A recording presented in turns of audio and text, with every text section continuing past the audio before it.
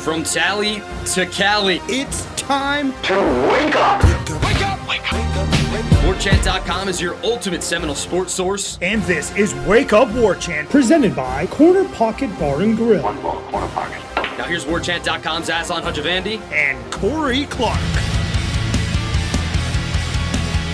Wake up! What is up? It is Wake Up Warchant. It is presented by Corner Pocket Bar and Grill in Tallahassee, Florida. CPTallybar.com. That is the website. Check it out. Find the specials.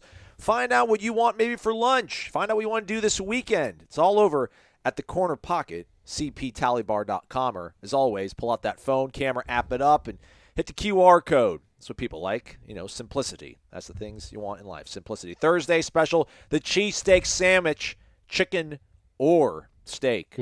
Dive in. Yep. World is your oyster. Hey, you can also get all their sandwiches as a wrap. Oh. Yeah, so that's all a little healthier option, I think. Actually, I don't know. I assume a wrap is healthier, but I don't know why. It's still breaded. Right. But maybe I guess wrap bread is healthier than I guess. Yeah. And then also remember tonight, if you're listening today, bingo. You can win $250 a round. If you win bingo, you get $250. It's a good way to start the weekend, everybody. Absolutely. This is probably our last show of the week. That's why we are saying weekend. You all have to go out there and support our economy and our country. Appreciate you working on Fridays as well. We might do one on Friday. Who knows? If there's something we're talking about, we'll do it, Corey. We're on call. We're on call, man. It's what happens when you have a website. It's always up and running. Warchant.com, ultimate Seminole sports source. Hit the thumbs up. Stop hitting the thumbs down, everybody. Chill out. Renegade Express coming up. We'll probably pause midway through the show to talk about baseball. Florida State taking on Georgia Southern, who, if I'm not mistaken, is also ranked. They're a top 10 RPI team, so lots of meat on the bone for meat and the gang, if you will, this Thursday or this Wednesday to try to get some added bonuses to their resume. I saw somebody, I think their name was Going Balls Deep on the Warchant.com message boards. Okay. And called the haters that aren't fans of Mike Martin Jr. vegans. I like it. I like it. It's hard to take in God, he might be a married man of four. He might have his own doctor. He might have his own medical practice. It's hard to take somebody with that screen name all that seriously, because I feel like not that their opinions aren't valid, but it's like what are you wanting to say to the world with that screen name? You're a funny guy, right? Or you're in your orbit. Yeah, you're a crazy, wild, crazy, funny guy, and then but you might have real opinions that might get lost. It's like, look, man, I'm not saying you can't go get a job at a Fortune 500 company with a face tattoo, but it's going to be hard. Like, people are going to see that face tattoo and be like, I don't know, man. I don't know that we should even interview this guy because of what he's projecting. And it's the same thing with a screen name like that. Well, it's the internet. It's anonymity, Sure. You're not going to exactly know that that's how he gets down when he's talking to his people on the message boards, but I like it. No, I'm saying just like when you're engaged in an internet conversation with someone with that screen name. Okay, right. It's like being in the boardroom with a face tattoo. It's like, all right, I hear you're saying really smart things, but I can't get over looking at your face and that big eagle coming out of your eyebrow. Caw. There you go. All right, with that said. That used to be my screen name, by the way. That's why I sound a little upset. He took it, and I had to get something. I had to go with Corey Clark because that one was taken. Apparently. Warpath Nole is the first up, but I'm trying to get some recon. He's basically asking us what the off-season schedule looks like, trying to get some details on that as we record. So we'll come back to it later. Hopefully we'll get some information. Got emails, text messages sent out. I just think starting in May, they kind of start going back full speed, and I think there's a week off they have. Maybe it's a semester exchange or changeover, and then it picks back up in June, pretty much all up until fall camp starts up. So hope to maybe not specific dates, but at least give you like, hey, from here to mid-May or whatever. So hopefully I'll get some information on that for you, Warpath Nole. Let's go to Eric. He's in Cincinnati. It's Eric Angel, Nole 43. Says, wake up. Don't care what the others say about Warchant. I love you guys. Thank you. Now that Mims is no longer in the transfer portal and he's staying at Georgia, where do our Noles go from here? I still think we need to get a wideout from the portal by the time fall camp rolls around. What other needs do our Noles need besides receiver and offensive line? Big series for the Lady Noles softball this weekend versus Clemson. Go Noles in all sports and support Warchant. Eric from Cincy. Eric, you're the man. You know that. I would say, look, man, offensive line still, receiver still. And Aslan and I are on the defensive line train, whether it's a tackle or an end. I think they need one more proven person there. And then, just best player available after that. We figured they'll have 4 or 5. We had another one in the portal, right? Yeah, Aslan? Kobe Gross. Yeah. Put his name in the portal on Tuesday. Tight end out of San Ramon, California. Pops Nole with the best reply in the thread. All right, down to 22 now in the tight end room. Right. So you've opened up another roster spot. You still probably have to open up about, I would say, 4 or 5 more to go after the people you want to go after. But yeah, you're going to find room for guys. I think you're going to get at least 3 or 4 more portal guys. At least 3, I would think. Especially if the Winston Wright prognosis isn't great. Like, okay, maybe he's back in October. Well, that doesn't help you in New Orleans. So you need somebody that can go make plays in New Orleans, and you need somebody that can go make plays in Louisville. Yes. And you don't even know what he's going to be like if he comes back halfway through the season. If he comes back, you just don't know. And maybe they do know, and they know he'll be back. But if they think there's any question at all whether he's going to be back or at his normal self, what he was the last 2 years, man, if there's a good wide receiver out there, one that's proven at the you don't need another project. We've talked about that, right? Exactly. You don't need another Johnny Wilson or Mike. Not that they're projects necessarily, but they're guys that are more potential than proof right now. You need a guy that's done it. How about Deuce Spann probably is what you were looking for. Yeah, sure. But none of those guys, Pittman, Spann, or Wilson, have accomplished a whole bunch at the Power 5 level. Now, we know Pittman and Wilson can play, but they just haven't proven it on Saturdays yet, or Fridays this year, apparently a couple times. Yeah. But you don't need another. Yeah, Deuce Spann. You need somebody that's proven they can go make plays at the Power 5 level. And if one of those falls in your lap, falls in the portal, go get him. Go get him if he fits what you're trying to do. All right, I agree. Random_John. Good morning, Aslan and Corey. Hope this day finds you better than the fortunes of FSU football. We fans of FSU enjoyed a run for the ages. We experienced nearly 4 decades of dominance. Then, in 4 years, we managed to become the butt of jokes and a program of irrelevance on the national scene. Sub-500 seasons managed to have that effect. Just look at what we fans have endured the last several months. November, we lose to Florida. December, we experienced an unprecedented recruiting reversal by Travis Hunter. January, a month of reprieve, no doubt. February, unnecessary signing day excitement with Julian Armella, which I've read this once before. What was wrong with that? Unnecessary signing day excitement. I mean, what's come on, John. March, the Winston Wright injury. April, Amarius Mims hype and letdown.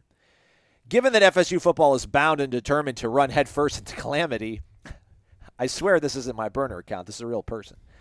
That's not me. What do you feel will be the next catastrophe our football team will embrace? I have a few ideas below. Will it be Doak Campbell Stadium being on a sinkhole and getting condemned? Will the booster organization turn out to be a money laundering front for the mob? Will our offensive line do its yearly injure a player for the year before the season starts routine?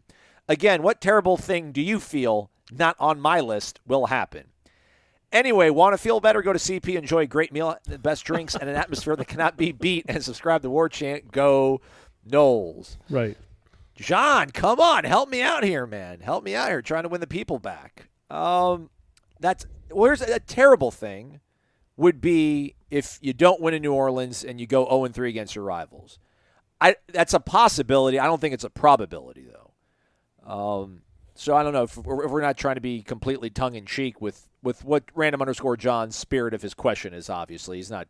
He's newlywed. He's living life. He's got a great dog and everything. He's living life.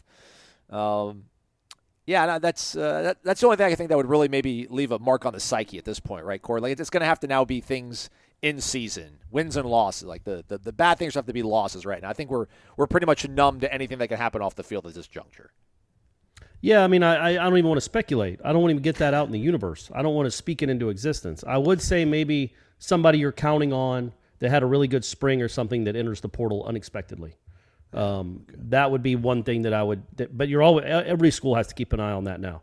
But that would be the only thing I could think where more Florida State fans would just throw their hands up and be like, of course this happens to us. 2013 wasn't that great. We don't deserve all this. I think that would be the mindset of something like that happens. But John, we're not in that space anymore. This is 8-win foot. This is a bowl team we're covering right now. Yeah. This is going to be a bowl team, so we got to get behind them. And maybe they go to one closer to New Year's than one closer to Pearl Harbor Day. Hopefully they're closer to the January than early December, but we never know. But that's where I think this is a decent program, man. I think this is a decent program right now. Certainly not where it needs to be, not where anybody wants it, but better than it's been in 4 or 5 years. All right. I like it. Moving on. We got Mark down in Naples. M. Adams CZ. Wake up! What a world we live in. First Mims, and then John Daly's teenage son gets an NIL deal with Hooters. I'm jealous. There was a fascinating discussion on headlines this week about the record FSU must have in 2022 for Norvell's program to turn the corner and really take off. Jeff Cameron was adamant about 8-4. I believe Ira said 7-5 would be good enough. I get it. Norvell needs to start winning games. But he's still working with a Taggart transfer at quarterback. Apparently, Willie didn't realize Travis was on the roster. The offensive line still a work in progress, and the receivers still a huge question mark. Let's say Duquesne, Georgia Tech, and Louisiana are highly probable wins at home. Louisville and NC State on the road have always been difficult, even for good FSU teams. BC, Wake, and Syracuse are not gimmies by any stretch. And then you have LSU, Clemson, Florida, and Miami. Those four, LSU, Clemson, Florida, Miami, will likely be slugfests, and in my opinion, we will be fortunate to go 2-2 on that slate. I agree. Yeah, as Corey has pointed out, unless the offense improves by 7 points per game, 8 wins on that schedule will be difficult, unless the defense is really good. I've posted in multiple threads that Norvell's first legitimate recruiting class was 2022. They are freshmen. Duffy needs to be developed. The offensive line recruits like Armella need time to develop. So if we go 6-6, is it really a wrap on this thing? Thanks as always, and go Noles. No, I don't. All right. Go ahead, Aslan. Yeah, you go. It won't be a wrap on this thing. But, Mark, I love you, man, and I get what you're saying. But this has to be a time now. Year 3, results need to start happening. Yes, there needs to be time for these offensive line recruits to develop. But you've also gone in the portal. You grabbed a fifth-year guy who's a sixth-year guy now, I think, in Gibbons. Bless Harris is the guy that transferred in here. We need to be able to start seeing some of this stuff more so than just, being, all right, we'll take 6-6. I don't think it's a wrap on that. 5-7 perhaps, but I am curious to, what Mark, if we're going to say that this year was his first real recruiting class, then are we not going to really judge him till 2024 then? That seems a little much. Maybe I'm on the premature side of things, but I feel like if we're going to wait till 2024 to really make judgments, that feels a little too generous. Yeah, and I think judging him is one thing. Like, he's already being judged. It's when would he be on the chopping block is the question. And would 6-6 put him there? I would say no. Unless they lose their final 3 games and Florida beats them by 40 and the team quits on them. And then all the things he's been preaching about culture and accountability and fight and response, it all melted away. And you're like, okay, we're in year, what is this? I would tend to think that he'd still have a job going into year 4. What you have to see, and this is what I said on headlines, because Jeff thinks if it's anything other than 8 wins, he's like a dead man coaching, and I don't agree with that. I think he could, if he won 7 games in 2022, there's a decent chance he wins 9 games in 2023. Especially if Jordan Travis is his quarterback again, and he's better than he has been. He keeps getting a little bit better. You might win 9 games in 2023, then you're fine. What you have to see is that upward trajectory, man. You can't plateau. And I think 6-6, 7-5, depending on how it looks, would be a plateau. You know what I mean? Like, okay, you win 7 games. You win your home games, except for Clemson and Florida. And you win road games at Syracuse and somewhere else, Louisville. I don't know if that's upward trajectory. You know what I mean? Right. I don't know if that's upwardly mobile. So that's what he needs to still show. Like, last year was a step in the right direction, particularly after the first month. Like, after that first month, that was an 8-win-ish football team. Now, the first month counted, and it was embarrassing and gross and inexcusable. But after that first month, they went 5-3, and 2 of their losses were on the road at Clemson by basically 3 points and on the road at Florida by 3 points. And home when Jordan Travis didn't play to a good NC State team. Those were the 3 losses down the stretch. They won all their other games. So they did show improvement. You've just got to keep showing improvement. Like, in numbers matter, wins matter. You can't just sit here and say, yeah, 6-6 is all right because they played close. They hung with Clemson. They hung with Miami. They hung with LSU. No, you got to start winning those games. But if it's not a catastrophe, then I don't know that I still think he's not going to be on the chopping block going into 2023. But at the same time, you do have to start winning games, man. And I know what Mark's saying, that he didn't get a really chance to establish his program with high school recruits, but he does get the benefit of the portal. And, Willie Taggart didn't have that. Like, Mike Norvell, he's going to have out of the starting 22 or the two deep, the depth chart, which is 44 players. I'm going to guess half of them are going to be portal guys. That's a benefit that his predecessor did not have. So, yes, the freshman, Armella, might not be ready to play right away, but he gets to go in the portal and get guys that are ready-made. So there's really no excuse to just keep languishing. That, you can't just languish forever and be like, believe in what I'm doing. At some point, you have to start winning games, and that point needs to be here now. And we're not asking for 10 wins, are we, Aslan? No. Yeah. I'm not asking for 10 wins. I had this. I remember when he got hired, I did this whole big research thing. I don't even have to mention on the show. It might have been kind of inconclusive, but just how these AAC coaches did at the next stop. And, there's so many things I like about Norvell, which a lot of folks do. I mean, I saw somebody on the message boards was like, about the MIM situation. I was like, I'm not upset about that, but Aslan, if you would, I like our head coach. I wish you would stop criticizing him when he faces adversity. To which I'm like, all right, man, the thread got locked, so I couldn't reply, but okay, I got it. So I won't be too overly critical. But I don't know how many years of football we'll have to see to where you start feeling a little bit uneasy. Again, maybe to Corey's point, a little bit more diplomatic, like a plateau, all right, 6 wins, 7 wins this year. Didn't you feel good about what you saw the last 2 months compared to what you had seen the previous but that's the problem, 14 months? Compared to that. But is that that's what all you can do, right? Nah. Well, that's all you can do is the trajectory, right? You're not going to go from 3-6, which was really a 3-9 team, to 8-4, 9-3.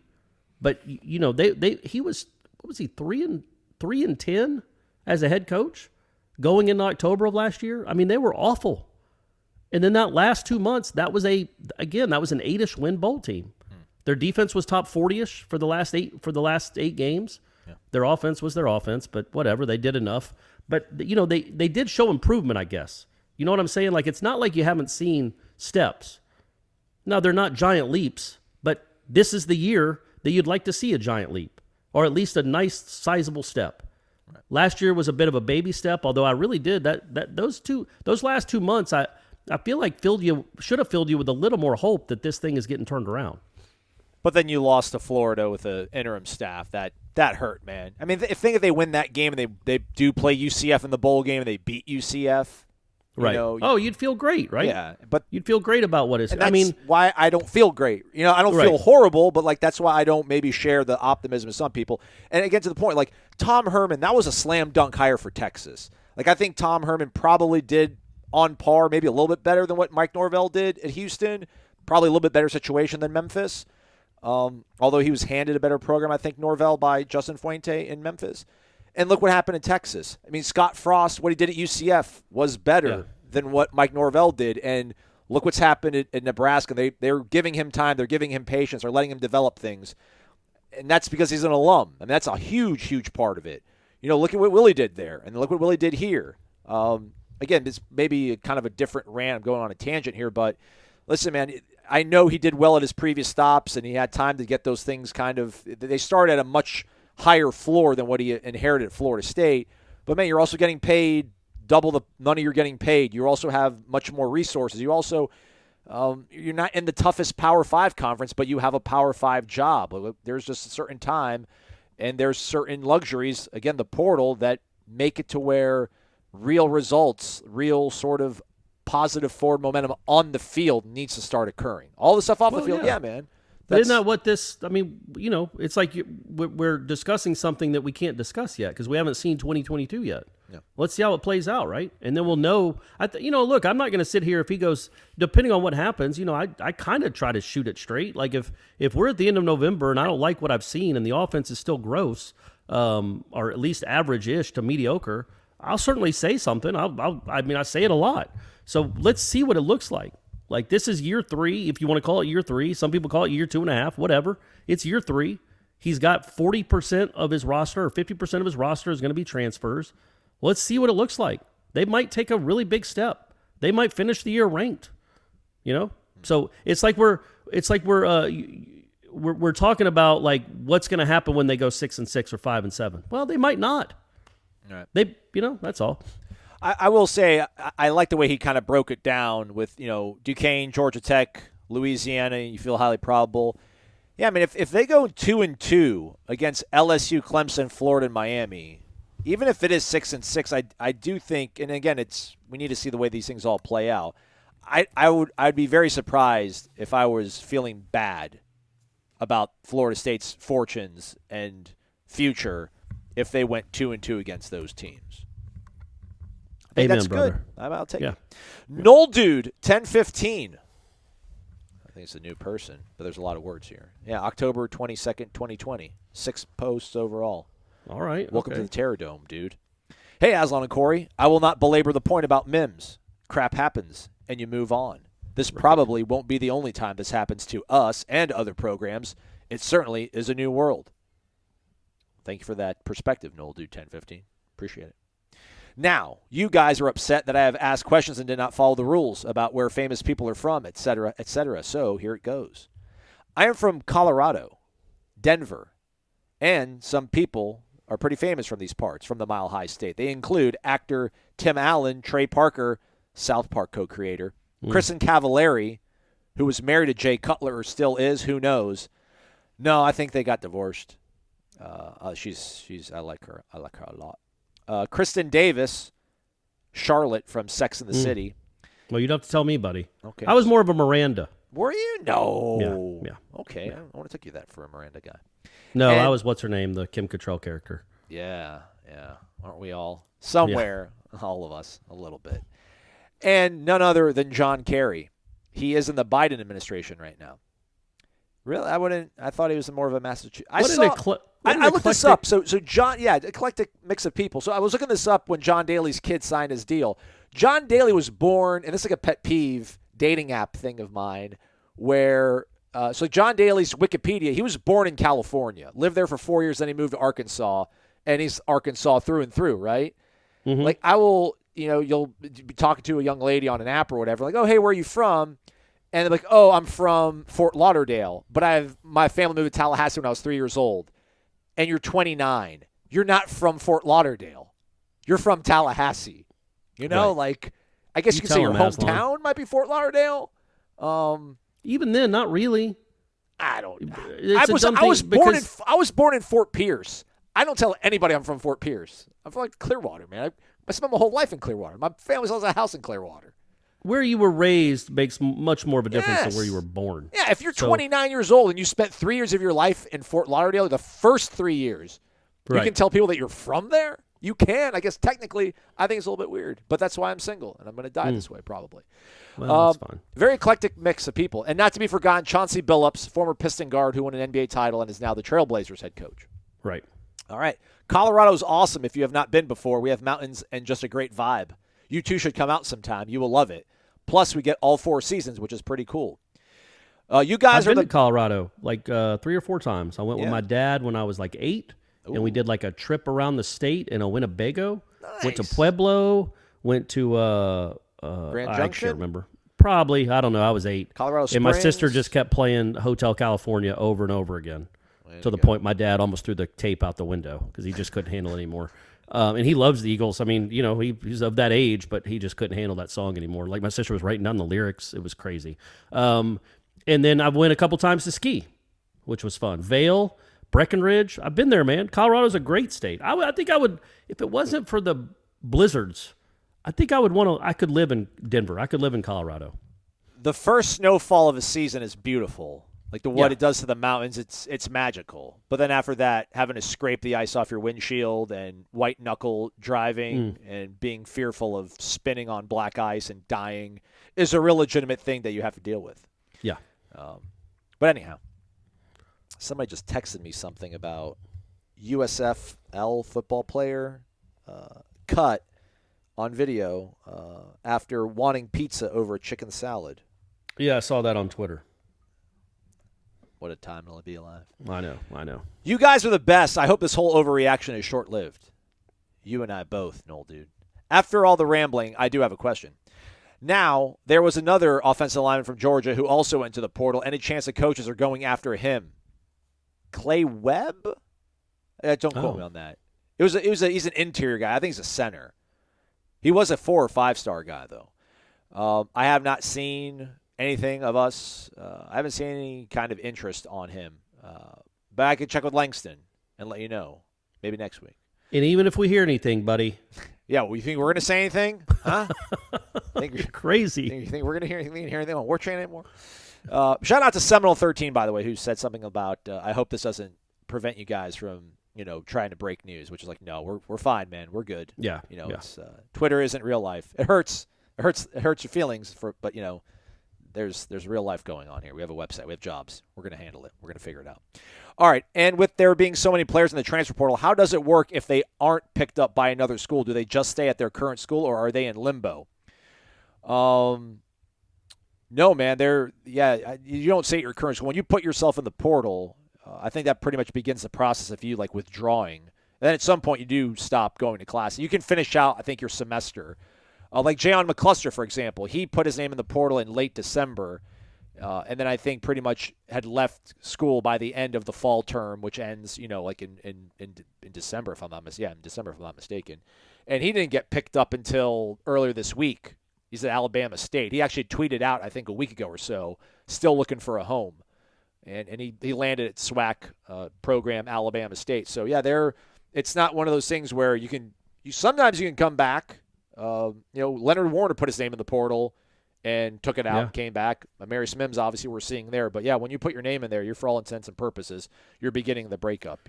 I guess his question is, what if nobody picks you up? What happens? Yeah, and I think it depends on the school. I think some might take you back, but many will say, no, man, you bounced. We already filled your spot. That's the nature of the world. I mean, they're big people. I mean, I know we call them kids, but you're 20, 21 years old. You make life decisions, and if you leave and then nobody picks you up, you might not have a spot to come back. In fact, in many instances, they were kind of not forced into the portal, but nudged. Like, hey man, we're recruiting over you. We might not have a spot this year, whatever the case may be. They're nudged into the portal, knowing that they can't go back to their former school. And when you look at the guys that have left Florida State, and where most of them have ended up, man, it is remarkable. Yeah. How bad this roster was, frankly. Just how bad this roster was. Yeah, I mean, guys at UMass, you're talking about FCS schools, Jackson State, Alabama State. Again, Chubba, and then your kicker are the only two guys who have left that are at Power 5 programs. And, Brownlee. Yeah, sorry. Jarvis is at Louisville. It's not a lot of upward mobility from these players. So. And then he offers me some unsolicited advice telling me to get off Tinder, which I just got back on. I am better than that. I am not. Try Bumble. It has a way better class of women on it. I know. I met my ex on there. I'm still on there. I've been on it for so long. It's like, man, I need to delete it and then restart over so I can start seeing new people. I met my current girlfriend on it during COVID back in October 2020, and we are going strong. Tinder has devolved into just a hookup site, and there are so many fake profiles, it makes the app useless. I don't think Tinder devolved into that. I think Tinder just was that from the start, from the jump. It's not like it was a great place to date, find your husband or find your wife. It was, hey, we're college kids. Let's see what's what. Hey, my buddy who got married in 2020, in February 2020, he met his wife on Tinder. I'm sure that's happened, but it didn't devolve into what it is. I think it was always kind of used. Like I could be wrong. I never got on Tinder, so I might be. I feel like incorrect. it's so ubiquitous. It's the de facto dating app that you might as well have it just because, whoever that person is that's just getting out of a relationship and wants to start dating somebody else. Again, they're ready to start dating and will probably download that app just because they've heard it. It's just kind of the fallback you go to. So that's why I have it. Yeah, I'm not, haven't been going to batting cages as much. Or I'm not using it to go to. Anyhow. Okay. Bumble has great, I guess we're just doing a stock push for Bumble's IPO. Yes, I am using it. It has not been fruitful of late, but we're going to keep chopping wood. We're going to keep getting 1% better. Nice. Let's step aside. Let's talk baseball for a quick second. We'll come back, get to the rest of these questions.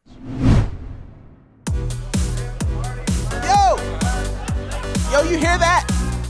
That's the sound of the hottest new club. The Zaxby's Signature Club Sandwich. It's everything you love about our original sandwich, but, you know, clubbier. Hand-breaded chicken, bacon, and cheese, and your choice of Zax sauce or spicy Zax sauce. Try one today with fries and a drink. Only at Zaxby's. Can we turn it down now? And don't forget to listen in for the Zaxby's indescribably good Player of the Week every Monday on Wake Up Warchant. Woo! Holy smokes, everybody. 4 hours and 20 minutes later, the baseball game comes to a conclusion. Florida State knocks off number 25 Georgia Southern 6-5 in 11 innings. 4 hours, 20 minutes. 6-5 victory. Shout out to the birthday boy, Jordan Carrion. His bases clearing double, I think it was in the ninth inning, tied the game up at 5s. And then in the 11th, the Noles loaded the bases, and Tyler Martin does what Tyler Martin does. Looked at 4 pitches, drew a walk, game-winning run, crosses the plate, 6-5 win. Florida State threw 9 dudes. They threw 9 guys on Wednesday, including Carson Montgomery, who gets the win on 1/3 innings of work. 4 total pitches. 3 of them were strikes. I think all 4 pitches were in excess of, I think he threw 1 curveball. His fastball was just filthy. He's really good. I don't know what they're going to do for Sunday. Again, he only pitched 4 times, though. I mean, only threw 4 pitches, obviously warmed up in the bullpen. But, hey, maybe he's got enough time to heal up and go on Sunday, and maybe they'll just piece it together with, this deep bullpen that they obviously have. Again, 9 guys threw on Wednesday night for Florida State. The hero was Carrion. Again, his birthday, big RBI in the 9th inning to tie the game up. But, man, the Noles left 14 dudes stranded. Georgia Southern, 13, so not all that much better for them. But they only struck out 9 times, Florida State.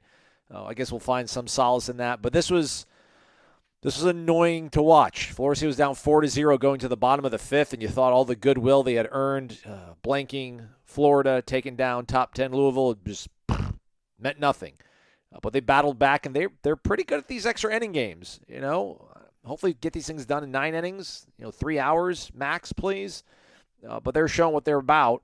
Reese Albert came in, had some good ABs, did not start the night, so flashing some of their depth, whether it's out of their bullpen or in the field. So big win for Florida State, 6-5. They will get onto the buses, or maybe the plane. I don't know exactly what, but they'll play Clemson this weekend. 3-game set starting on Friday. Really good start, though, to the week. Again, Georgia Southern's 25th in the nation, I think, according to D1 Baseball, and they're 7th in the RPI. So this will help on all the metrics for Florida State. So a shout-out to Meat and the gang. All right, hey, let's go back to the top core, if you don't mind. Warpath Knoll, wake up! So how does the football season, off-season set up? Is there more strength training? Is it all is it all off time until fall camp? When does fall camp start? Did get some responses back.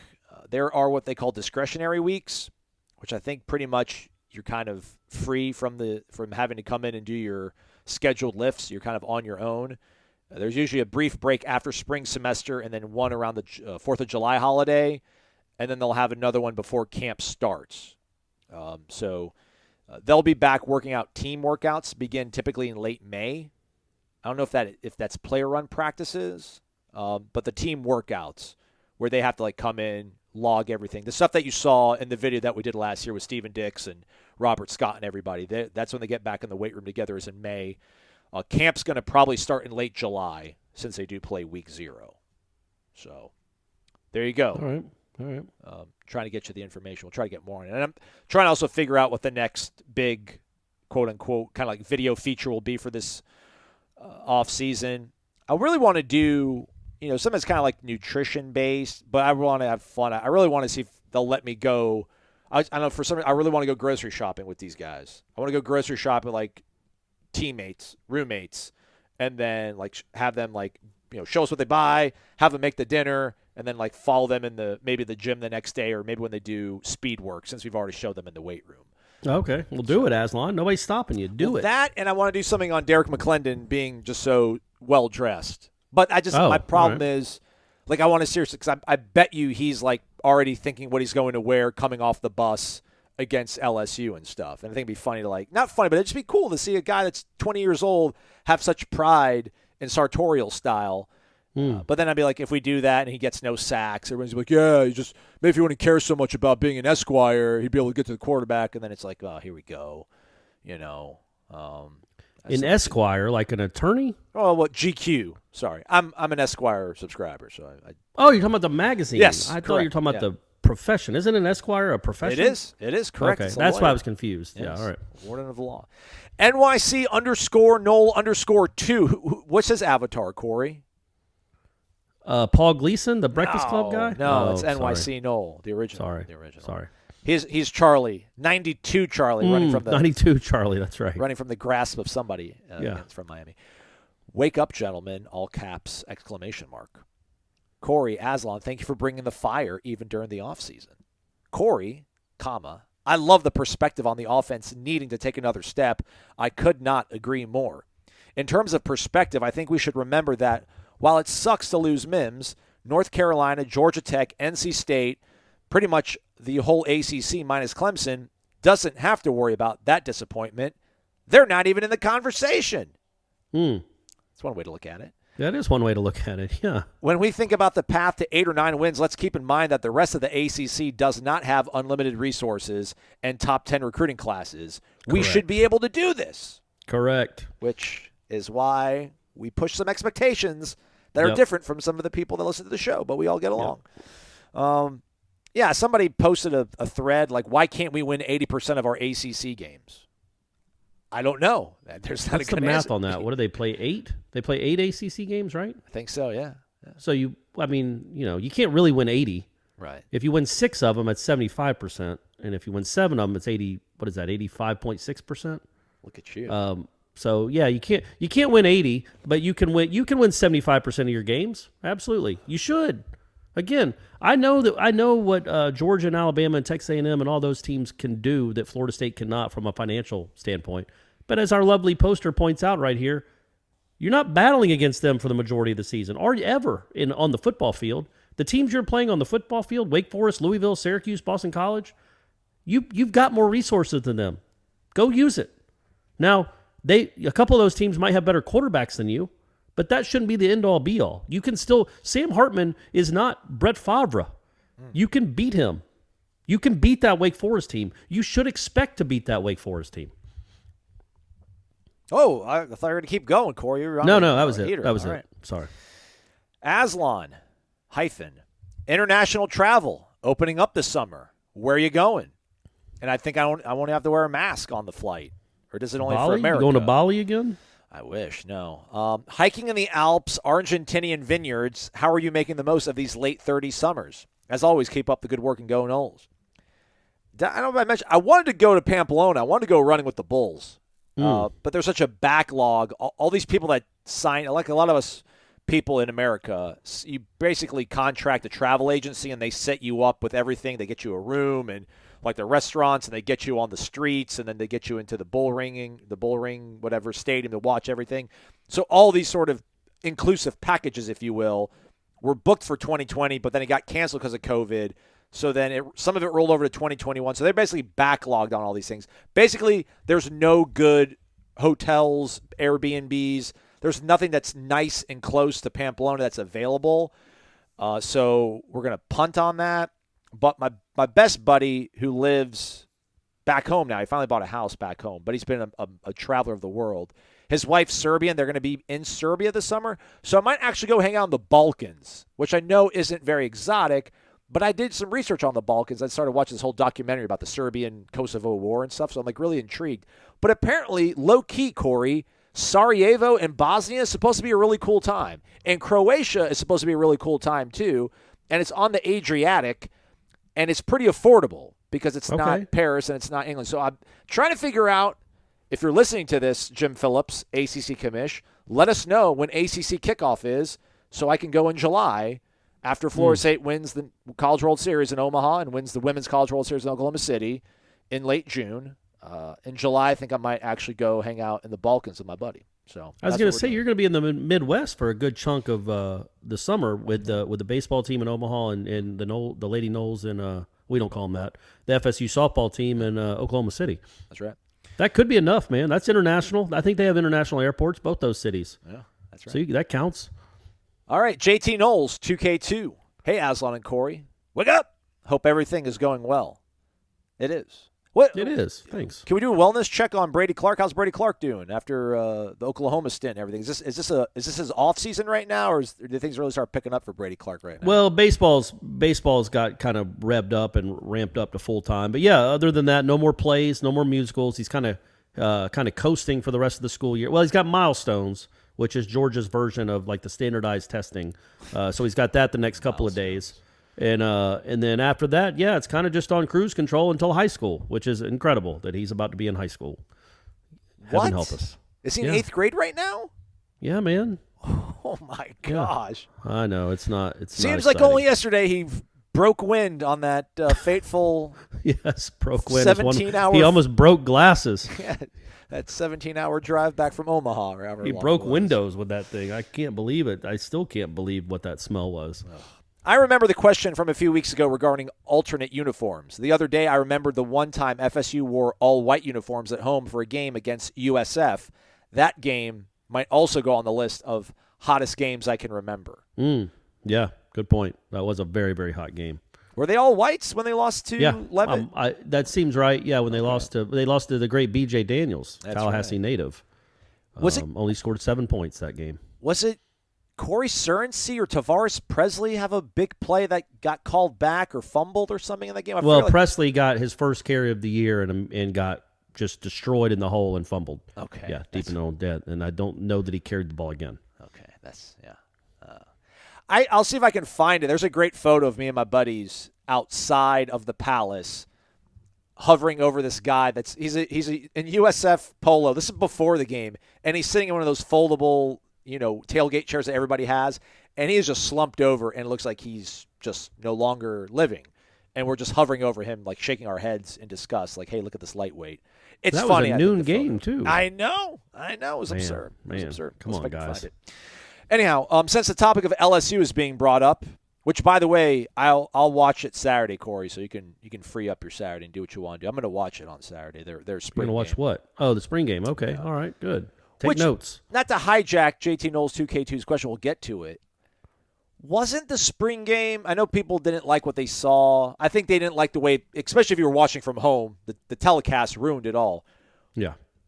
Is it accurate, Corey, to say that what we saw, the 14, or I guess we saw maybe 10 of the previous 13 practice they had up to that point, it kind of did play out that way, mostly, right? The offense was, the defense showed you something. Not that what happened Saturday in that Garnet and Gold game is what's going to happen against Duquesne and against Georgia Tech, et cetera, but it kind of lined up to what we had been seeing. Maybe not the best parts of it, but nothing about it was stunning. I would say, you did get to see Pittman make a play. It wasn't maybe the type of plays we'd seen him make because he had been making a lot more contested catches, but it was a competitive, I'm getting to the end zone, you're not going to stop me type of play. The one thing is, when it comes to the receivers, you saw Johnny Wilson drop a couple passes, which, we had seen that too. You didn't see the good parts of Johnny Wilson, but they are in there. But other than that, I thought the defense kind of ruled the day like it had done most of the spring. Which, again, that's why I do think there'll be some value of watching the LSU game. It's not going to tell us how it'll work out on September 4th, but I think we'll at least be able to pull some things where, hey, this could be a problem. Hey, this looks like something we could probably feast on. So, I'll check it out. Anyhow, back to the question. I was wondering, what is FSU's most bizarre neutral site game? I feel like the easiest answer could be playing Kansas in New Jersey to start the 1993 season. That's the answer. That's got to be the answer. I also researched some more and found out that in 96, FSU played Maryland at Pro Player, which is what, Miami Gardens, Miami proper, whatever. Now, that's just weird. I also might argue playing Notre Dame in Orlando during the 94 season.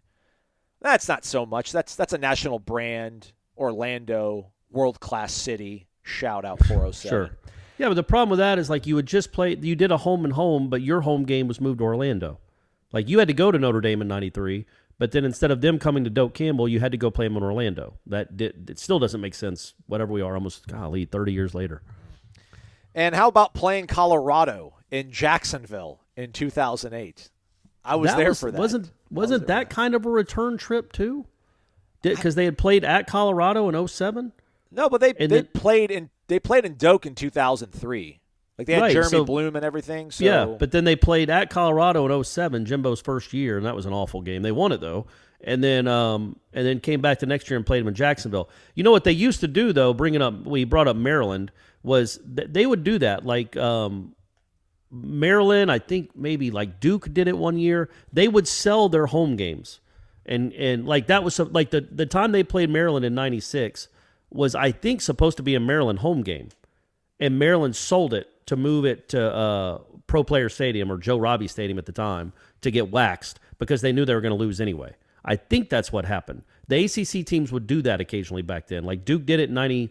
I think if you remember the year that Peter Warwick should have won the Heisman, 99, they played Duke in Orlando. I think he threw for a touchdown and ran for a touchdown, all that stuff before Dillard's. And they played Duke in Orlando a couple of times, I think. So I think sometimes they would do that. But yeah, it is odd.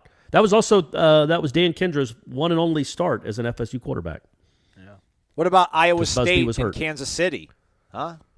How about that? They've had some crazy ones. They've had some bizarre ones for sure. I would say Kansas. Now back then, Kansas wasn't. They wasn't. Well, they used to be. There used to only be one of these. Right. It was the Kickoff Classic. There was two. There was the Pigskin Classic out in L.A. and there was the Kickoff Classic in the Meadowlands. Those were the only two preseason non-conference games that college football had. So it was kind of an honor to be part of it. And Kansas back then wasn't terrible. Like I think they still had Glenn Mason, who had actually taken the Georgia job, and then he backed out crazily and went back to Lawrence, Kansas to coach and not do well because it's Lawrence, Kansas. But yeah, so that was a bizarre one. What happened? What would scare you from going to why would you not want to go to Athens? I know it's not what it is now, but it's always been a pretty prestigious job, right? Oh, yeah. I mean, they were a top 15 program, for a good while. Yeah, I think it was – I don't know. I don't know why he did that. I guess rhetorical more than anything. I'm sorry, Corey. Carry on. Yeah, no, but I lived here at the time. I lived in Georgia at the time when it happened, and it was pretty stunning. Like, number one, that you would get the Kansas coach, and then he would I think he was Kansas. I might be missing that. He was. Right, he okay. was. Yeah. And then he took the Georgia job, and then a few days later, a week later, said, no, I want to stay at Kansas, which is maybe just didn't want the pressure. Maybe didn't want to live in the South. I don't know. But, he didn't win any championships in Lawrence. And they didn't score any single point. They didn't score a single point in the Meadowlands that day. Huh. By the way, so 99, where did you say they played Duke? I thought they played Duke in Orlando. It was Jacksonville, according to Noel fan. Well, it was. Yeah, that's right. I'm sure that's right. But it was a neutral game. Correct. Quote unquote neutral site game. They did not play him in Doak, and they did not play him at Wallace Wade. That is right. And Peter Warwick had 3 touchdown. He did something in that game that was. Maybe he threw a touchdown. I can't remember what he did in that game, but he was great in every game until he got suspended. Mason's children were the main reason he did what seemed implausible then and absolutely bizarre now. He begged out of the Georgia head coaching job to remain at Kansas. Yep. He confirmed this past week, this was written by the AJC back in 2020. I know it's not Wake Up Dogs, but we all love college football, so we should probably want to know these things. He confirmed what has long been suspected as the reason he backed out. He was newly divorced, and custody of his 2 children, Pat and his younger sister Chris, was at the heart of the decision. I was just trying to be a good dad. People ask me all the time if I have regrets. I say absolutely, but that's on one side. On the other side, I feel good about the decision I made. Okay, there you go, Glenn. So, all right, right on to you, man. Good job. Thank you for answering my questions. Support Warchant, the sponsors, and the players with merchandise and YouTube accounts. And as always, go Noles. P.S. After listening to headlines, if Corey's dunk tank happens, it should be filled with champagne. Oh, that's a better idea. Much better. Yep. What's a dunk tank for? Well, next year at the golf tournament, instead of putting against me, Ira's idea was that they could just put me in a dunk tank. Why don't we do the trivia thing there? I know it's not golf related, but have just a fish bowl of questions, and $10 they reach in and they get the trivia question. If they know it, they get a gift card or whatever, and if they don't, you school them or something. I don't know. Next year I'm playing. Okay, all right. That's all there is to it. Next year I'm playing. All right. The Walking Knoll 01. Our guy in Mississippi, Walker. Gentlemen, it's been too long. I haven't had many questions for you both, so I've decided to give others the opportunity to ask away. Look at that. Selfless. Yeah, it is selfless. His avatar, by the way, is of you at the studio that you do headlines, and you're looking into the camera, and you have a very kind of childish vulnerability look in your eyes. It's right. kind of weird. I am vulnerable. Now, we are still a long ways out for football, and we are still chugging along with baseball and softball. So which guarantee would you rather have? 2 options, everybody. Let's go. Option 1, beating LSU, Florida, Louisville, and NC State this season. So those are 2 SEC schools, a bitter rival, a Friday showcase, and probably a top 15 team. Okay. Or guaranteed trip to Omaha in the College World Series, where Florida State advances all the way to the championship series, but you lose the first game of the championship series. I tried to make these as equal as possible and went back and forth on what teams to include in the first option. Shoot, guys, it's the best I could do for a question written while I'm currently sitting in marketing class. I'm very thankful for you both and all of the Warchant staff. You guys are the best. Well, thank you. We appreciate that, Walker. We do. I would say the first one. Oh, yeah. Everyone's going to for all of our sake. Like, look, man, it would be great if they made it all the way to the championship series, but if they don't win Omaha, then it really doesn't matter. Not to this fan base, not after 40 years of being there a bunch. So if you said they won the first game, that would make it a little tougher for me. But even then, just for our sanity and for the sake of this fan base, which is a football fan base, winning those 4 football games would be enormous, and I'm going to vote that. I would vote that even if you said they were going to win the College World Series, I think. No! Really? I think so. Yep. Yeah, they can win it next year. They can win it in 2023. Messick will come back. Yeah, I mean, beating LSU in Florida is major. That's huge. And NC State, yeah, that would be, it's probably an 8-win season with some notable wins. Yeah, and you got a little momentum going in the program that we cover. Tell you, did you watch the Greg Norman doc the other night? No. What? Who are you the talking Greg Norman to? 30 for 30. Shark. No, I didn't. Check it out. I mean, all right. I grew up starting to watch golf literally 1996. So I remember it vividly, the Masters, and I was familiar with, Larry Mize, chip in and all that kind of stuff. And again, man, and I tweeted about it, and there's this really profound quote in there about the tragedy of man isn't that he loses, it's that he gets so close to winning. And again, and I know people don't care about college baseball by and large. I get it. But, man, if they did, the Mike Martin, Florida State family Martin story, legacy thing is incredible, man. It is beyond the bounds of just anything you can wrap your head around. 40 years, winning 40 games, going to the tournament every freaking year, making it out to Omaha a dozen times. And it just never happened, and you got so close. And I thought they did such a great job of. And listen, Greg Norman did win 2 majors. He never won anyone on American soil, but whatever. We won 2 Open championships. That's a big deal. So there is that kind of feel goodness about it, I guess. What else? Mike Martin Jr. is the most winning coach in all of college sports, so that's pretty cool too. But I don't know, just if it were to happen, it would be awesome for a week. It really would, and then it wouldn't matter anymore. Sadly. Well, right, yeah. Beating Florida and LSU, that would matter for a year. That would matter a lot. Long time. Knoll Girl 30. Good morning, gentlemen. I don't have a question, but a suggestion. You do the whole check-in where you're from and everything, but it's okay. We'll let it slide. I would love to hear y'all do an interview with Coach Sue Semrau this offseason.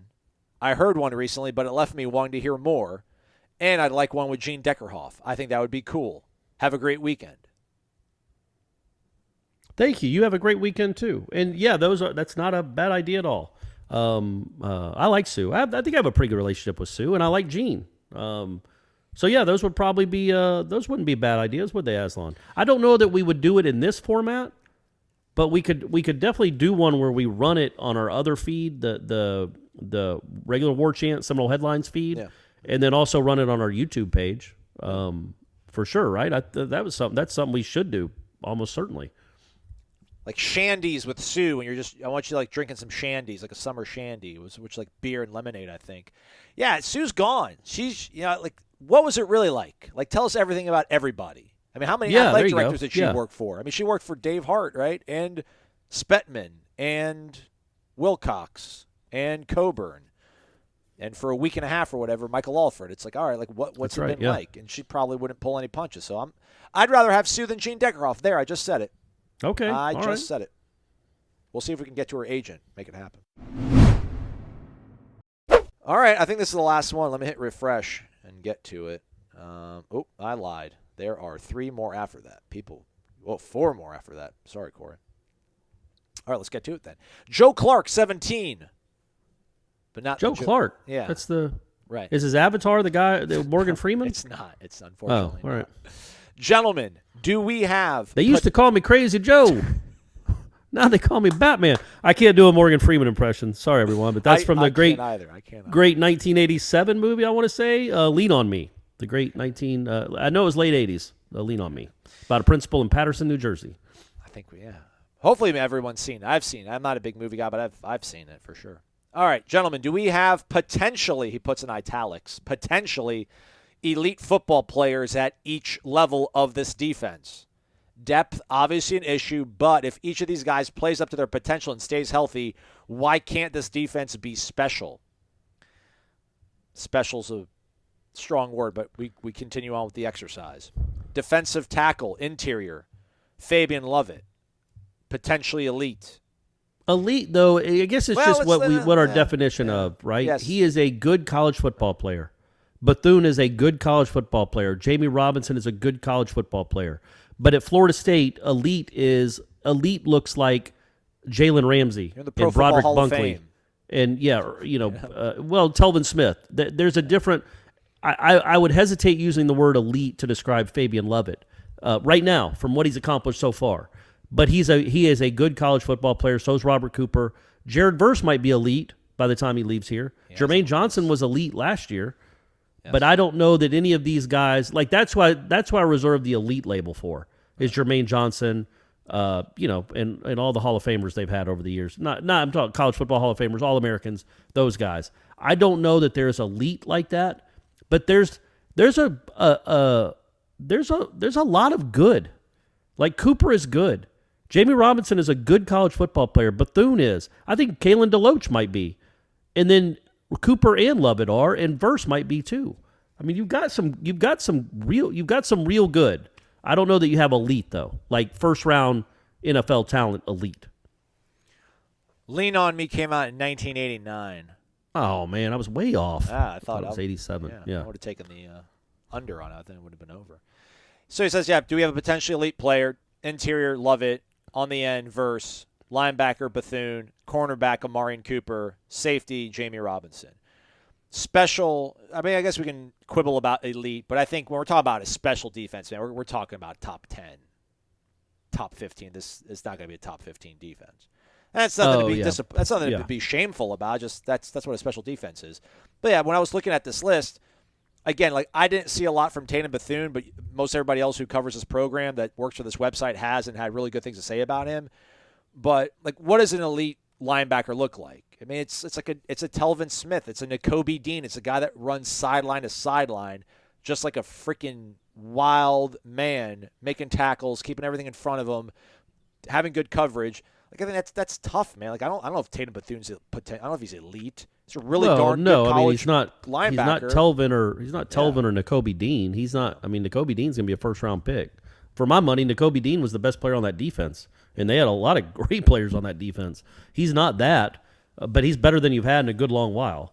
He's good, right? Yeah. Like, look, they went from 2 years ago having an awful linebacking core with no good players on it, legitimately, to now having maybe 2 good linebackers in DeLoach and Bethune, and then some other guys that are decent.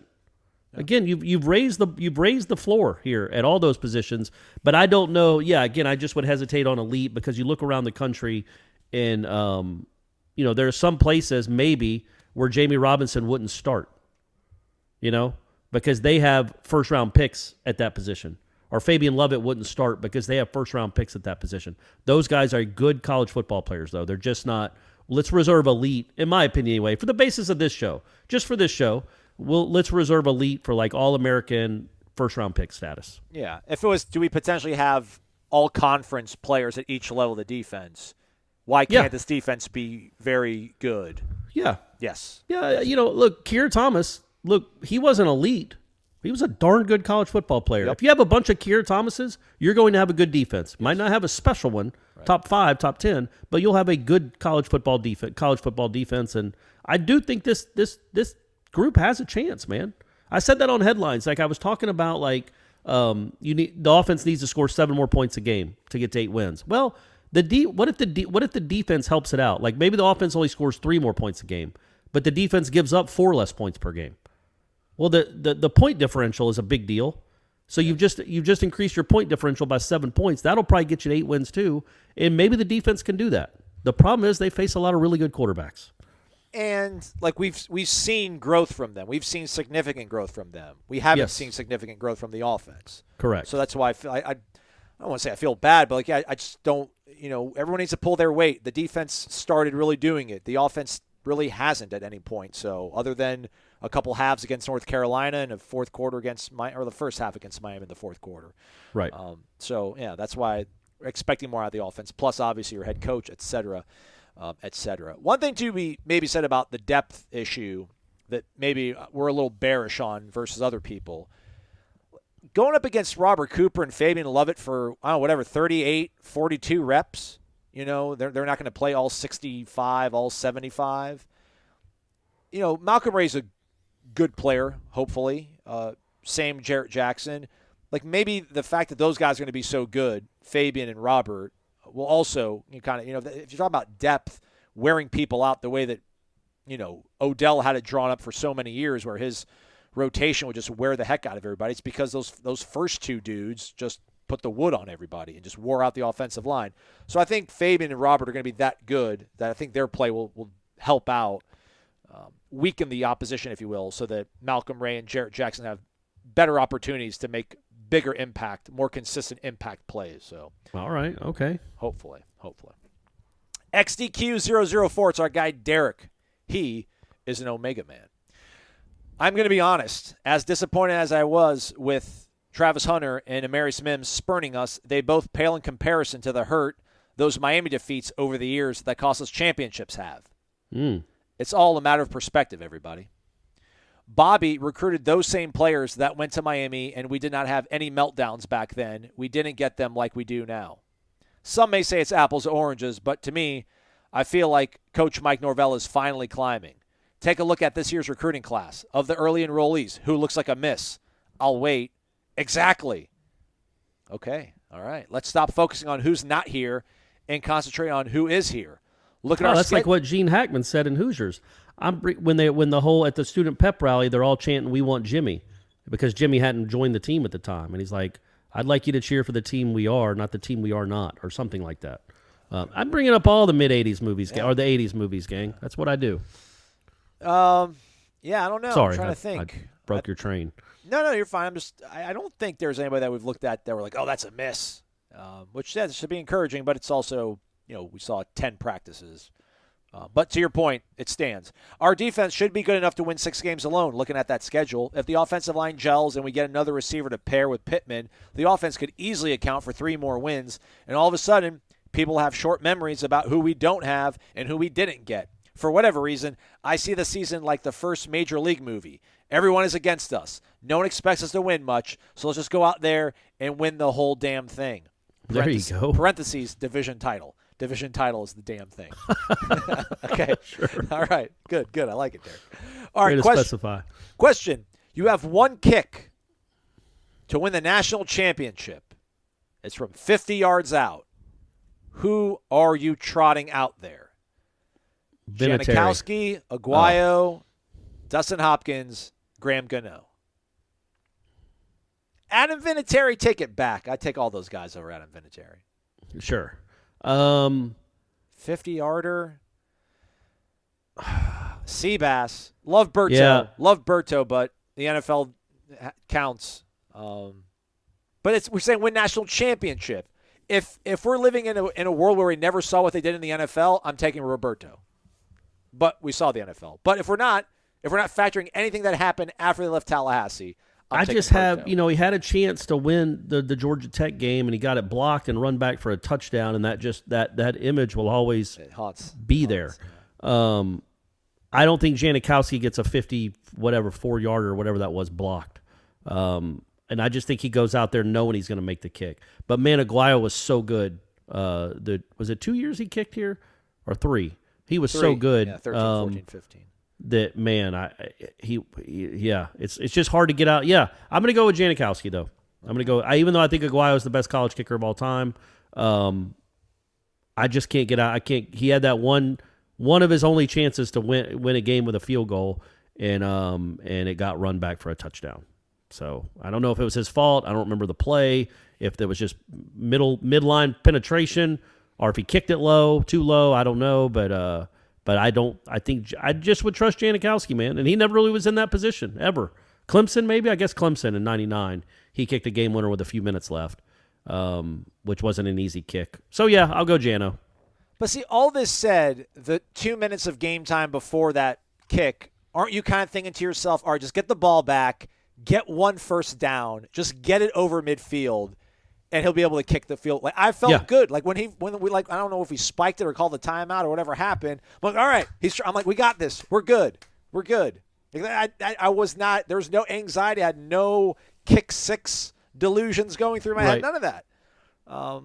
Gano too, man. I wouldn't say it couldn't be Hopkins because he missed 2 game winners. So he hit one when the game was tied, but he missed the other 2 in his career. As good a kicker as he was, and Gano, man, he was onions, but he only did it for the 1 year. Yeah, he had a great moment at NC State when they beat whenever that was. They beat, I guess it was 2008. They beat Russell Wilson in Raleigh. And I think they were up by, I'm trying to think of what it was. They were up by 4, they were up by 6, something like that. I can't remember the exact score because it's not from the 90s.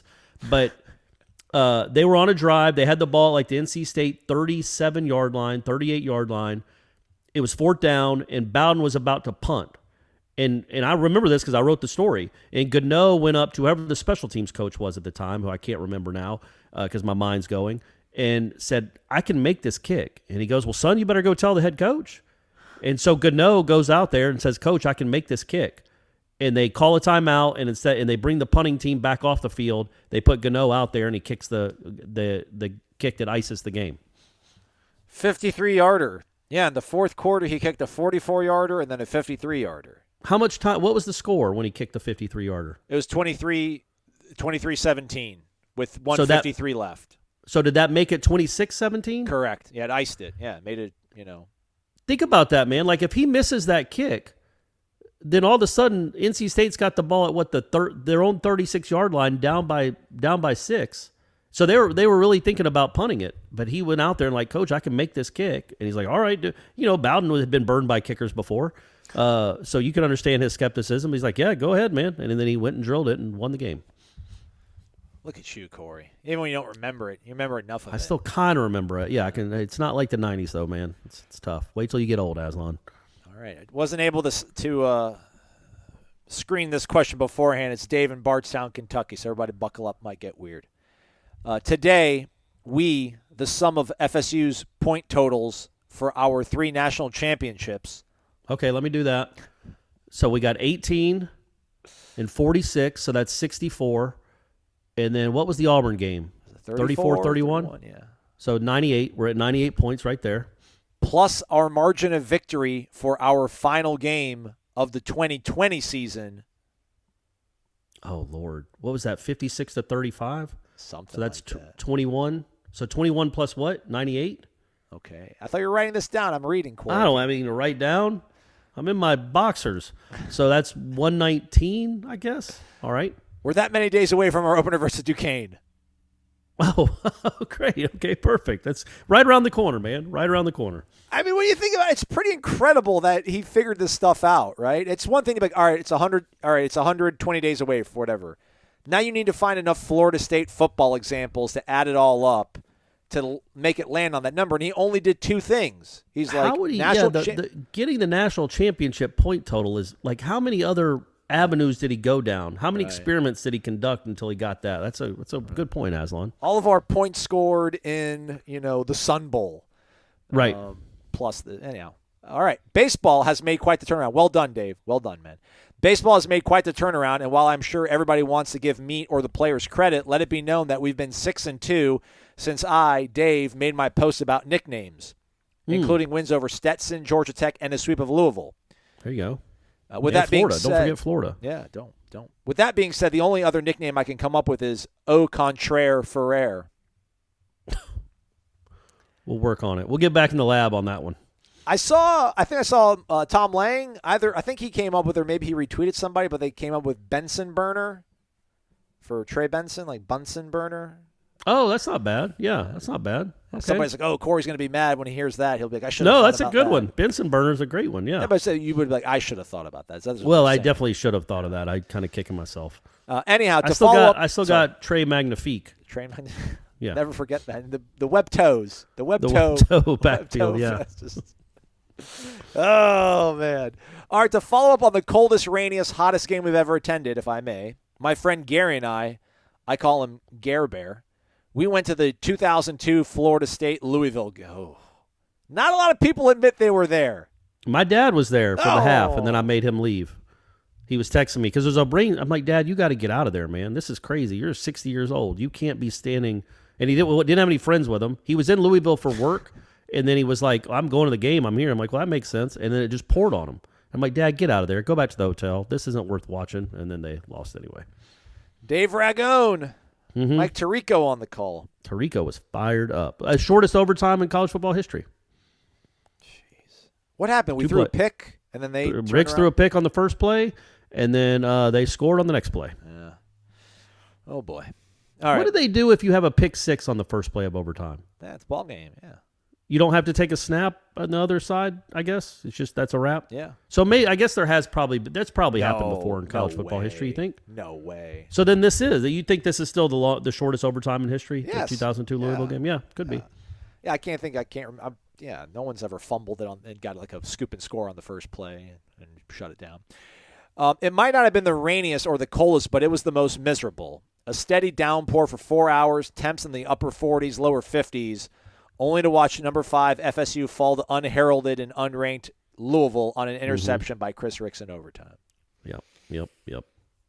That's all Dave's got for us. Yeah, hey, Dave, that was a tough one.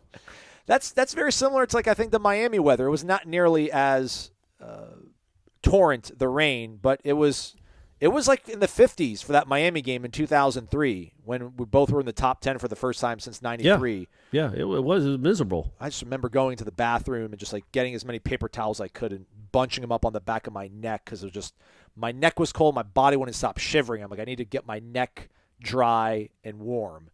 And I went back out there and just kept hoping against all hope. Crefonzo Thorpe's going to get open. He's a thoroughbred. This weather won't affect him. All right, 2 more. Noel Mercy, 64180. Have we ever had this person on the show? I don't know. Let's see what that zip code is. It's Kansas City, 64180, if that's where he's actually from, or she. Not exactly sure the significance of it, but they've been around since 2017. They have 77 overall posts. Okay. Welcome. Shout out. Good morning, Aslan and Corey. Quick question. With the proposed upgrades to the home side of stadium, suites, and etc., I think by reducing capacity at the best will at least give the appearance of a fuller stadium. Has there been any updates or other stadium improvements coming up? I, for one, think our sound system sounds rough after hearing others in our conference. What do y'all think? Well, we're in a hermetically sealed container, so audio's tough to hear and make out. Although we can make out crystal clear that it's third down. Mm-hmm. Yeah, we hear that a lot. I haven't seen any other kind of accoutrements in terms of upgrades. The last thing I saw was those renderings that were released when Michael Alford was still with Seminole Boosters before he took the AD job, the loges, whatever they call them, the NFL-esque Jerry Jones field-level suites, all that kind of stuff. I'm all for reducing capacity to make that place fuller. I'm all for that. Yeah, but how are you going to do what you need to do with the Champions Club? Because no matter what you do to the capacity, the end zones, which people see, especially on kicks, are always going to look completely empty, no matter how big the game is, because most of the people are inside. You know what I mean? Like, there's just nothing you can do. There's nothing you can do for that. Well, they have to figure out a way to give people the. I don't know how you would incentive to sit outside and be seen instead of just be at a bar. But I get why you'd want to be at a bar, especially when it's 100 degrees. Yeah, the only thing, and again, I don't know the inner workings of how Seminole boosters and everything gets down, what their goals are. But maybe with all these new options, although I take it back, I'm not even going to finish the thought, really, because I think a lot of what they're doing is going to be around the Champions Club as well, where they're going to create these loges and these lodges, however they pronounce them. Just get rid of those seats. Make it all one big, huge concourse or something. Yeah, I was going to say, if they're going to do all this on the field, Jerry World type stuff, where they're going to have these on the field, like field level boxes and stuff, then maybe you kind of return Champions Club seats to just general seating to a certain degree. Maybe those become more affordable, and then more people sit in them. And then, because, you can't see the... But they definitely need to do something across the way from the press box, whatever those suites have been there since I was a kid. Yeah. And I don't know that they're all used. It's that... For a really pretty stadium, aesthetically on the outside, that does not look good at all, and they need to figure that out. That bothers you? Like those box seats not being... No one sees those. I don't care about it. No, I'm just saying it looks bad when you're in a stadium. Like it doesn't go along with the aesthetic of the rest of the stadium. It's still from the erector set days.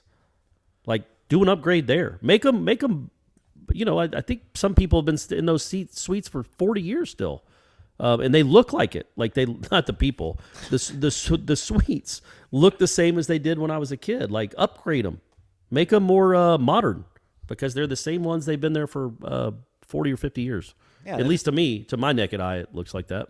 Your naked eye. There's also those suites that are underneath the Jumbotron, like where it shows the national championships we've won. Yeah. Like, those are also luxury. Those are more modern than the ones that Corey's mentioning on the home side, if you will, which I don't know. That's considered with the East. Well, is that the home side? Because it's behind the visiting team. Oh, it is, isn't it? Yeah, you're right. Visitor you're right. side. Visitor side. Noel Mercy, that was a long way of saying I don't know, and I apologize, but it's the off season. Why not sit down and talk to people about stadium plans? I'll bring it by. I'll take it to Ira. See what we can do about it. Last one, it's Island Chief. Wake up! I like the notion of player empowerment. I like that the money's above board. I like the opportunity for all of this to transform college athletics into a long-term, sustainable model. But this isn't it, Chief. All the money concentrated among the few threatens to turn this into the premier golf league of college sports. I mean, isn't Texas A&M kind of the same thing? The pursuit, why is that not an inducement? Is it a state law thing, or is it the NIL thing where Texas A&M? Although I guess Jimbo no, it's not a state law, man. It's just you deny it. You can't. How can you prove it? You can't. The pursuit of Amaris Mims is a view of the future. I hate that we keep being an example of how things are going to look in the future. But yeah, right. we are the cautionary tale, are we not? The future is not pretty. I think we just ought to put an ad on Indeed for a left tackle with up to $1 million NIL agreement for whoever we decide to allow to transfer in. Have tryouts and everything. Let them do the competing instead of us. Oh, I like that. Make it a reality show. Yeah. Maybe the guy in front of Mims wants a bigger check. Yeah, who's that guy? Go after him now. What do you see as the future? And by the way, next to the $1 million NIL agreement, he put an asterisk next to it and says, terms and conditions apply. Final deal subject to approval. Automatically renewed only by FSU or its affiliates, not including taxes. Candidates must be 21 years or older or represented by a legal guardian. Never forget the asterisk. Right. There we go. Thanks, Aslan. Good work. What does the future look like, Corey? The coracle. Yeah, I really don't. I mean, it's going to be a lot of this. It's going to be a lot of paying kids to come to your school when that's not supposed to be what you're doing. But that's not the rule. So what is the beauty of this rule was on display on Thursday, Aslan? No, sorry, Wednesday. This is Thursday.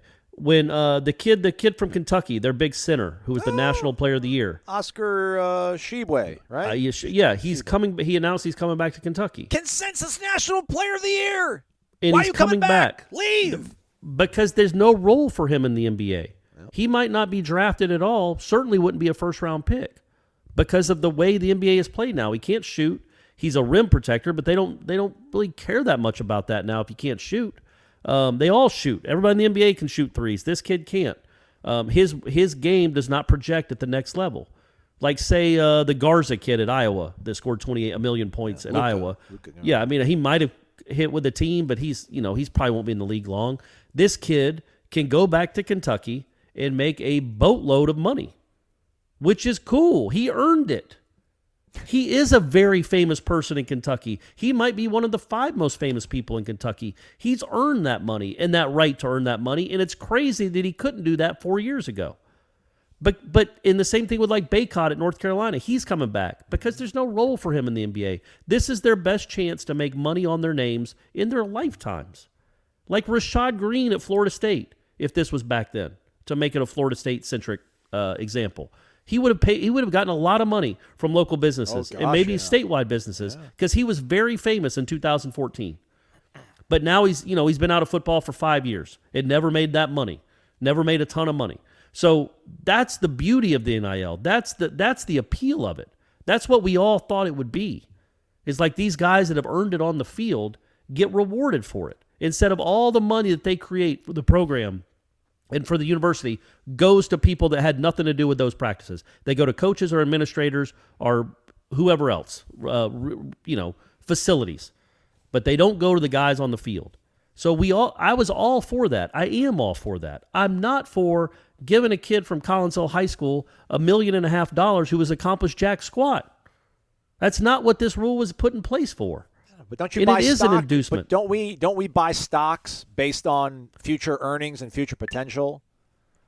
I mean, if this is how people want to invest their money into a player. But you're not. What are you selling? Let's use Amarius Mims in Athens because that's where he is now with a lot more money than he had. So what is he going to be selling in Athens? Yeah, nothing because he hasn't earned it. Okay. His name, image, and likeness mean nothing in college football right now because he has accomplished exactly nothing in this sport. Nothing. Zero, other than being on a team that won a national championship. He has done nothing at the college football level. So then why is his name, image, and likeness worth 6 figures? Well, because it's not a projection. You're trying to get him to come to your school. That's all it is. That's all these. Because you think he's going to help you win. It's not just like I like this guy. He's cool. I want him to be on my favorite team. It's like I think he's going to help us win at some point. But isn't that pay for play? Isn't that paying for playing? Like paying for coming, which is not what the NIL is supposed to be. But there's no. I have no problem with. But like what does Armella? Is Armella going to have a better NIL deal than Jordan Travis? You know what I mean? Right. Like Armella's done nothing. So that's my problem with it is give it to the guys that have earned it. When you get on the field and earn it, that's not what it was supposed to be. Aslan was like you're paying for the future. I know. You're paying for what their name means now. What Rashad Green's name meant in 2014 meant a lot. His image and likeness was worth a lot. Jordan Travis right now, it's worth a lot. The kid at Miami, Van Dyke, that's worth a lot. But giving like every walk-on a $50,000 scholarship, like whatever that one school is, that's just nonsense. That's just paying them to be on the team, which isn't what name, image, and likeness was supposed to be about. That's all. Like if a kid has a shirt in the garnet and gold and it gets sold, he should get a portion of that profits. Jordan Travis should get the 4th and 14 stuff. That's all been earned, and it was crazy that couldn't happen for 80 years. But now these guys that have done jack squat, but they're top 50 recruits, can get 6 figures just to go to the school, and who knows if they're going to be any good. I don't know. I just think that's our issue with NIL, right? It's not really what it was supposed to be. It's become an inducement to get kids to come to your school and not a reward for them actually doing something for your school. The thing is, we knew it was going to be a runaway train. It was like, all right, hey, like mom and dad leave town. Here's $20. Get pizza. Don't do anything crazy. And then your parents leave town and you go in the liquor cabinet. It was geez, look at you. I know how you rolled in high school. It was a runaway rule. Like, did you put water back in it? We did. It was terrible. Smart. Did they ever I don't did know. you ever confuse them? No, my parents never had liquor. Like literally, it was my buddy. Okay. My buddy he lived with his grandparents. They're awesome. God rest their soul. They're amazing people. But she had Parrot Bay, his grandma. Parrot Bay is clear. It's rum though. And I remember we filled it back up with water, but it's rum, so it's kind of oily. So you can see the water kind of like swirling and being rainbow. I don't know. It was we're gonna get into trouble for this. They weren't fooled. Yeah, but it was a runaway rule, and we know that it was going to eventually become this way. I don't know. I guess the future, again, the hope is that this is all so gross and it's so inequitable and it's so crazy, as Corey kind of pointed out there in many different instances, that maybe this is like the 20s of the 1920s. This is the Prohibition era. Like, everybody's getting crazy. There's, all this under the table sort of, although it's over the table right now, but maybe it's going to finally it'll get regulated properly. Like, this is somehow, I don't know how though, but maybe, hopefully. It's just going to have to, however sincere or insincere he is, like when Nick Saban's talking out against this stuff, and you can say he's a socialist and this is crazy, you're not going to be able to pool all the money together and split up evenly. There's going to be, once he retires, there's going to be enough people, I think, that do, maybe I'm being naive, I don't think I am, but I think there's going to be enough important people that will be like, dude, this is ruining the entire spirit of the sport. Listen, we get it. This has been happening. People get paid. These players should get involved more in being able to reap the rewards that everybody else is getting. All these cushy six-figure jobs in administration that have been created, and all these other sort of things. We get it, but we have no idea how to get there. And the only way we're going to find out how to get there is what we don't want this to be. And we're experiencing what we don't want this to be right now. And you got to take advantage of it while you can. And, props to the schools that can figure it out. And hopefully when we get it regulated. And Florida State it seems to be at the top of the curve when it comes to this. So kudos for that. Like, they are on they were prepared for this, and they're making, they're making inroads, let's just say, and trying to get this roster better. By the way, I saw Rico Powers, South Carolina receiver Rico Powers, has entered the transfer portal, according to the Rivals Portal Twitter account. Powers appeared in 2 games last season, then redshirted. Will get lots of interest. Okay. He's 6'2", 187. He played in all of 10 snaps last year. Oh, well, that's not what I'm talking about. I know, but he's going to get a lot of interest. Maybe he's good from day one. And then the player who I think was in Florida at some point, he might be from Florida, played at different high schools, went to Alabama, Ujai Hall. He's headed to Texas. So, okay. A lot of people didn't want any part of him, thought he was bad news, Bears. He's going to go to the 40 acres. All right. Well, good luck to him. All right, that's it. That's a wrap. Hey, everybody, thank you for the questions. We appreciate it. It was really good. Solid. Good show. We might be back on Friday if there's something to report. If there's not, we'll be back on Monday. Corey, say goodbye for us. I love you guys. Have a great weekend, and go make a new friend. He's Corey. I'm Aslan. Thank you for listening to Wake Up Warchant, presented by Corner Pocket Bar and Grill.